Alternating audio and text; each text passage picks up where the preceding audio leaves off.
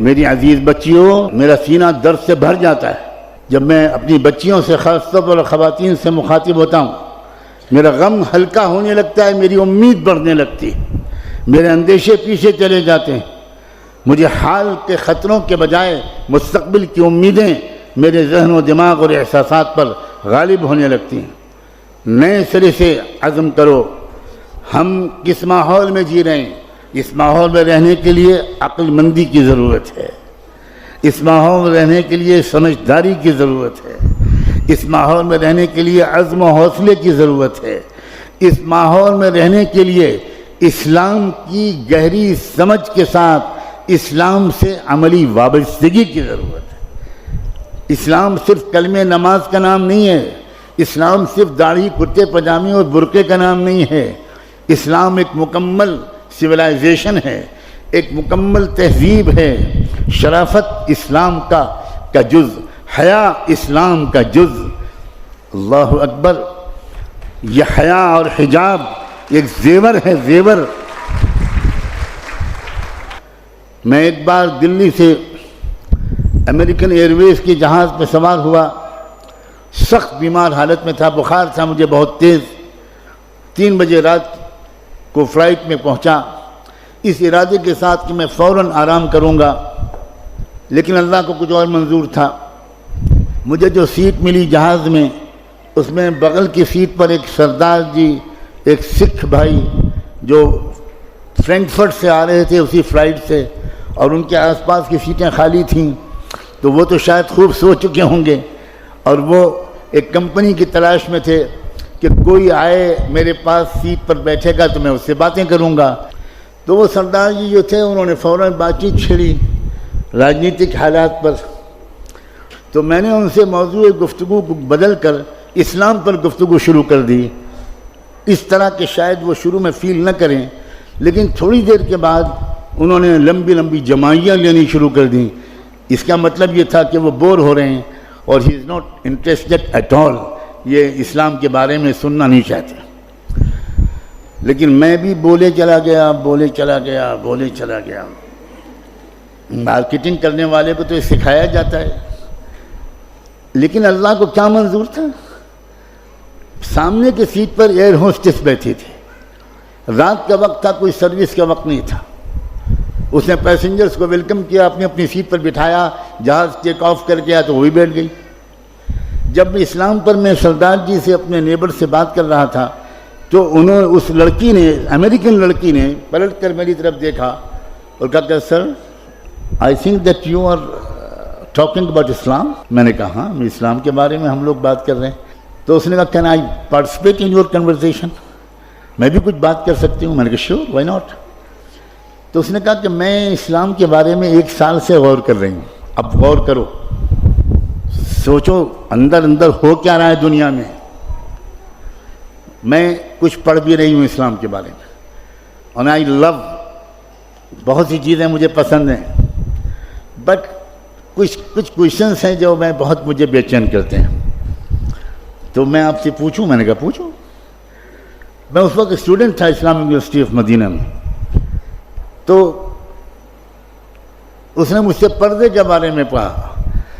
اس نے کہا کہ مجھے سمجھ میں نہیں آتا کہ یہ 50% آف پاپولیشن کو آپ کنفائن کر دیتے ہیں بیہائنڈ 4 والز، تو انسانی ڈیولپمنٹ میں یہ بہت بڑی رکاوٹ نہیں ہے؟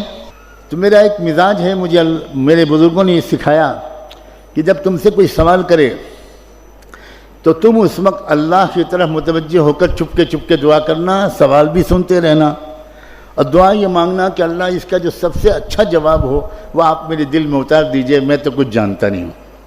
سبحانک لا علم لنا الا ما علمتنا انک انت العلیم الحکیم۔ میرے دل میں ایک جواب ایسا آیا جو اس سے پہلے کبھی نہیں آیا تھا، اور میں نے ان سے کہا کہ 1972 میں آپ کے یونائٹڈ اسٹیٹس آف امریکہ میں ٹیکسس اسٹیٹ کے کیپٹل ہیوسٹن میں ایک عجیب واقعہ پیش آیا تھا، اور وہ واقعہ ان شارٹ بیان کرتا ہوں کہ ایک صاحبزادے اپنے کار میں ایک بریف کیس میں تقریباً $20 لاکھ 2 ملین ڈالر کی مالیت کے زیورات، جیولز اینڈ ڈائمنڈس لے کر نکلے، اور مڈ نائٹ 12-1 بجے کے قریب انہوں نے ایک راؤنڈ اباؤٹ ایک چوراہے کے پاس اپنی گاڑی روکی اور اس گاڑی روک کر وہ بریف کیس نکالا اور چوراہے پر کھول کر رکھ دیا، اور اسی کنارے ایک بلڈنگ میں ان کا اپارٹمنٹ تھا، انہوں نے گاڑی پارک کی اور اوپر چلے گئے اور اپنی بیلکنی سے واچ کرنے لگے کہ اب دیکھیں میرے بریف کیس کیا ہوتا ہے۔ تھوڑی دیر کے بعد کوئی اور صاحب آئے، انہوں نے دیکھا، گاڑی روکی، ادھر ادھر دیکھا، کوئی نہیں ہے، بریف کیس کو دیکھا، سوچا کہ $20 لاکھ مجھے اس طرح مل رہے ہیں یا اپروکسیمیٹلی، انہوں نے جلدی سے بریف کیس اٹھایا اور گاڑی میں رکھی اور بھاگ گئے۔ اس نے نمبر نوٹ کر لیا مالک نے اور پولیس کو انفارم کیا، اور اگلے چوراہے پر پولیس نے ان کو ریڈ ہینڈڈ پکڑ لیا، کیس چلا۔ امریکن ٹیکسس ہائی کورٹ نے جو فیصلہ کیا، میں نے اس امریکن ایئر ہوسٹس کو وہ ججمنٹ کا خلاصہ سنایا کہ میں نے ریڈرز ڈائجسٹ میں وہ قصہ پڑھا تھا۔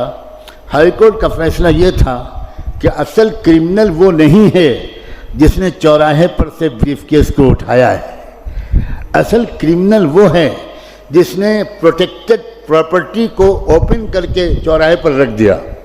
یہ آپ کے ہائی کورٹ کا ججمنٹ ہے۔ تو وہ تھوڑی دیر کے لیے پزلڈ ہو گئی۔ میں نے کہا کہ آپ سمجھیے کہ یہ آپ کے سوال کا جواب ہے؟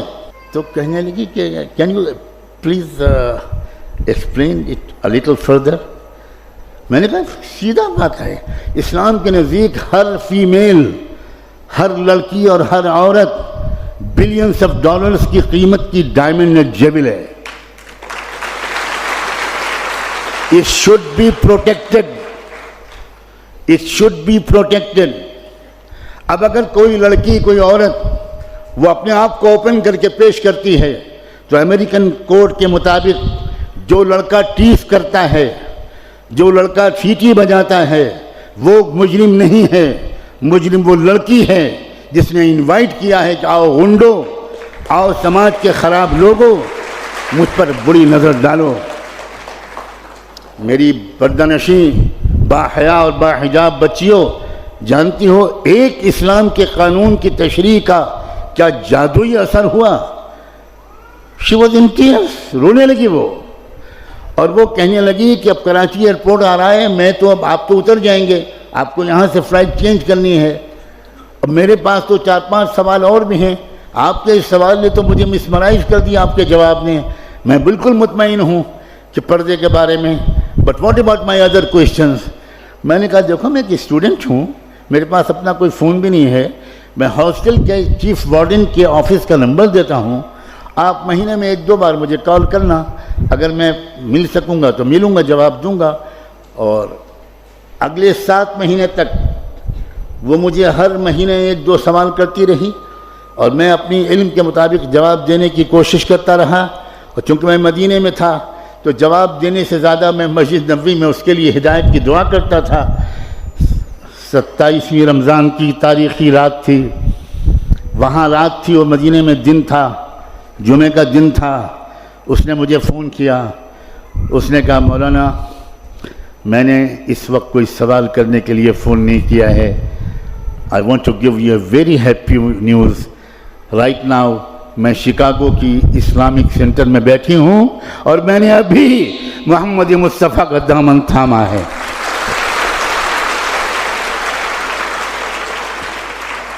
تمہارے پاس ہے لڑکیوں یہ چانس ہے کہ اپنی نان مسلم کلاس میٹس، روم میٹس، ہاسٹل میٹس، اپنی نیبرز، اپنی سوسائٹی اور محلے میں رہنے والی نان مسلم لڑکیوں سے دوستیاں بڑھاؤ اور ان سے کہو کہ پلیز لیٹ اس انڈرسٹینڈ، ہم لوگ پڑھے لکھے لوگ ہیں بھائی، ہم لوگوں کو ایک آپس میں ڈیبیٹ کرنا چاہیے، ایکسچینج آف نالج کرنا چاہیے، ہم لوگ لڑ کیوں رہے ہیں؟